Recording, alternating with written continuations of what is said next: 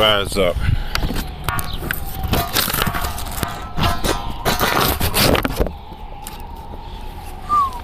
Oh, okay.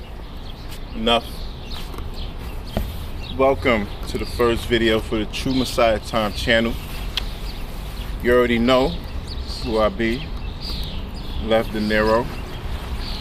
And I didn't really want my music YouTube channel to be intertwined with this motivation talk channel. So the first topic that we have for you today is going to be the only topic actually, trials and tribulations, and what it means in life to receive trials and tribulations, and how you deal with them. First one we're going to dive into is incarceration. Me, that's my area. I've been incarcerated. I've been in and out of jail, so please don't tempt me. And the last time I was incarcerated, I actually went there for ministering purposes, to spread what I've been learning and what I feel positive about with other people, to help them feel positive, you know. But nobody really reached back out to me. A few people, like 3, but the majority of cats, they didn't really reach out to me. And I'm somebody that do Bible study in my cell, real talk, whatever house I'm in. So when I'm incarcerated, or anybody's incarcerated, the best thing to do in those trials and tribulations is to figure out why you're in that situation and focus on your life, reevaluate. Also tap into your creative side. You might figure things out doing that, drawing, painting, you know. A lot of people don't recognize what their talents is. Some people might say, oh, I don't have no talents, you know. But if you are a type of person that could bump into somebody in the street and just start talking randomly, having conversations and engage them with no problem, that's one of your talents, you know what I mean? You know how to embrace people. You just have to recognize your talents.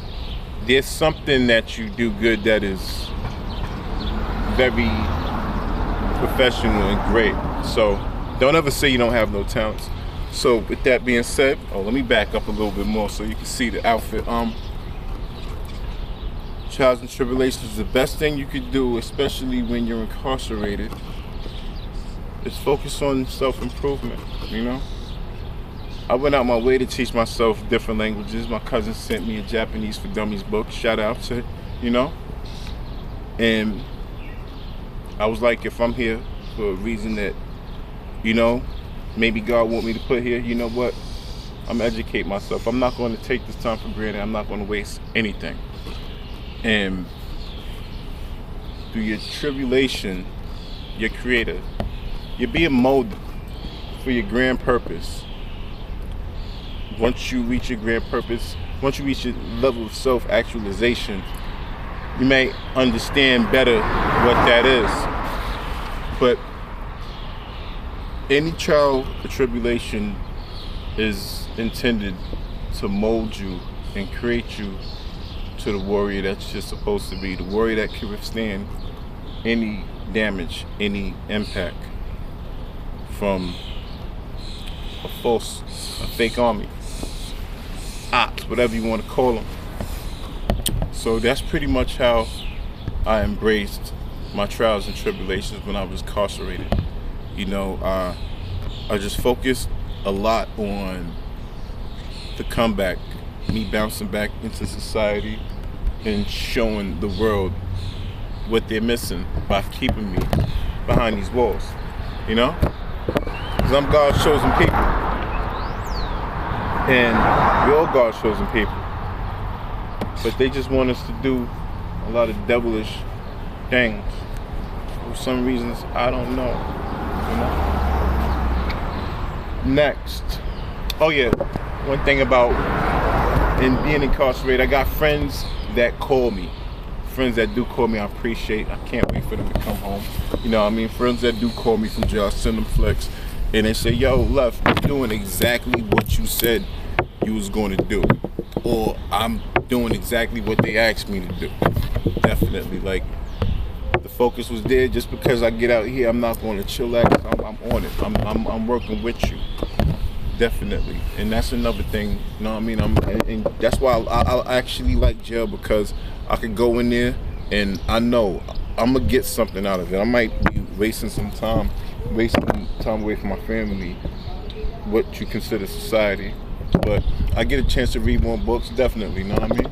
It's been taking me like 2 weeks to read this latest book. Oh shoot, I want to show it to you too. We're gonna have to wait.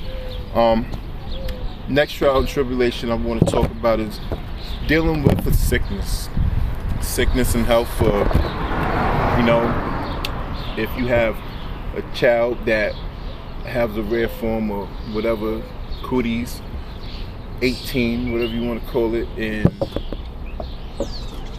let's not. I try not to acknowledge sickness and what people consider diseases, or even give them names. So please don't get offended if you have a child that's suffering from something serious.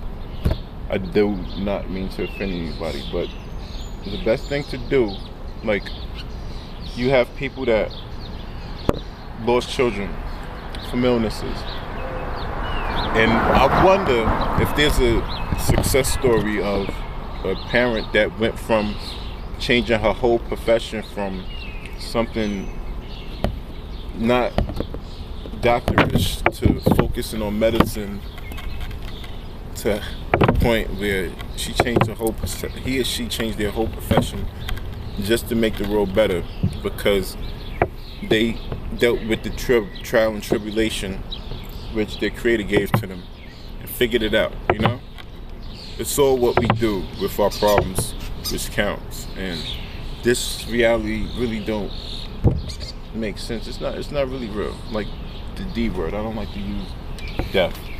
We don't die, we just progress. We just get promoted to the next spiritual life. If you don't want to accept that, your whole perception is whack. But even a parent that loses a child to gun violence, you know, you could mope, do drugs, drink, and say, oh, I lost my son, it's never going to be the same, it's never going to be the same, and just fall down the path of self-destruction. Or you could just go in the opposite direction and say, you know what, I'm going to figure out, I'm going to come up with a solution on how to get to the bottom of this problem, so there wouldn't be as much gun violence in the neighborhoods where I'm from. Like I said, and I know people who have actually done that, you know.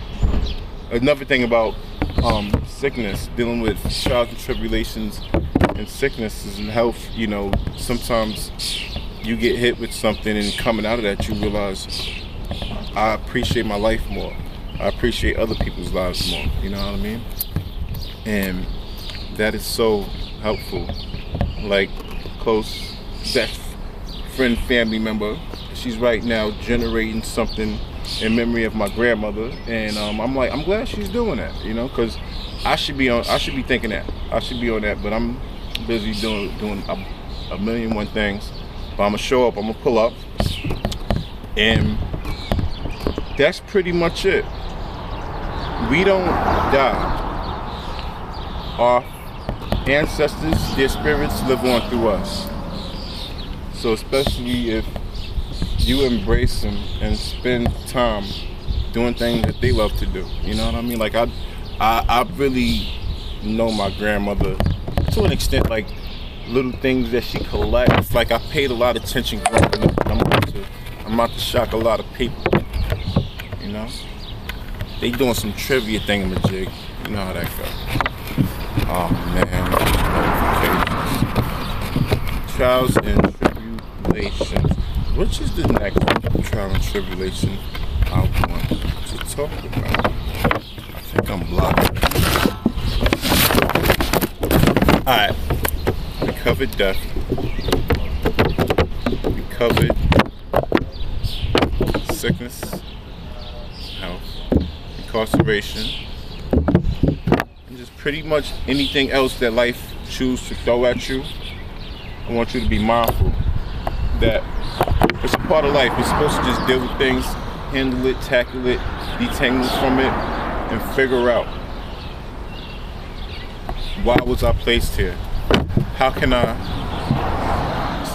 make this a change? You know, I don't agree with something other than serenity prayer, because anything can change. You know, I don't agree with that. But with that being said, I guess that's the end of this video, and thank you for sitting through the first True Messiah Time video on the True Messiah channel. You already know, Left Dini, holla at your boy. Like, subscribe. It's really hard. Sometimes I forget to like and subscribe, but I binge watch other people. Shout out to your boy Ralph Smart. He's definitely inspiration. Mike Malice, definitely inspiration. Make me want to do this, because I got a talent. Dead serious. If I can talk to people in the street about random stuff, I gotta amplify this more. I'm tired of talking to individual people. You know what I mean? This is it. True Messiah time. Get on it.